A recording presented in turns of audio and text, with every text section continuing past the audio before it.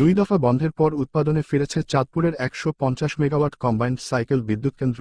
গত সোমবার রাত থেকে কেন্দ্রটির ১০০ মেগাওয়াট ক্ষমতাসম্পন্ন গ্যাস টারবাইন ইউনিট চালু হয়।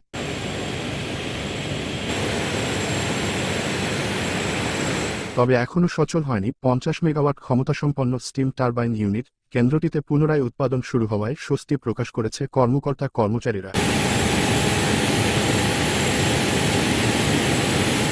জানা যায় ২০১২ সালে উৎপাদনে আসা কেন্দ্রটি নিয়মিত পরীক্ষার অংশ হিসেবে ২০২২ সালের ডিসেম্বরে সাময়িকভাবে বন্ধ করা হয়।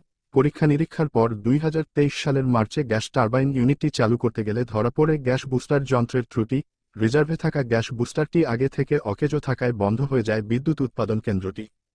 পরে আন্তর্জাতিক দরপত্রের মাধ্যমে গ্যাস বুস্টার ক্রয়সহ আমেরিকা থেকে আনা হয়। প্রয়োজনীয় যন্ত্রপাতি, এক্সপার্ট টিম ও বিদ্যুৎ কেন্দ্রের প্রকৌশলীদের যৌথ প্রচেষ্টায় সম্পন্ন হয় নতুন গ্যাস বুস্টার ইনস্টলেশনের কাজ।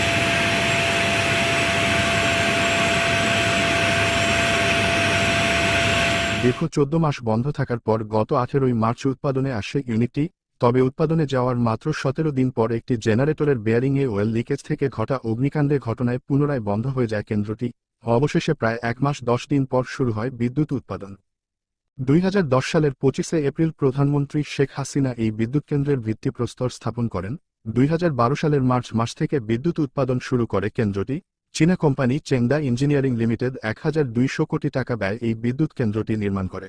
আমাদের যে গ্যাস টারবাইনের যে জেনারেটর আছে ৩ নম্বর এবং ৪ নম্বর বেয়ারিংয়ে আমাদের হচ্ছে অয়েল ডিফ্লেক্টর, এটা লিকেজ হতে ইন্দোনেশিয়ারা ইজেক্ট করে তার মালামাল নিয়ে আসে। এরপরে আমরা অয়েল ডিফ্লেক্টর মেনটেন্স করে বর্তমানে আমরা প্ল্যান্টটা চালু অবস্থা করতে পারছি। লাস্ট হচ্ছে গত ১৩ তারিখে মাঝরাতে রাত রাত রাত ১২টার দিকে আমার প্ল্যান্টটা চালু হয় এবং অদ্যবধি এটা চালু আছে।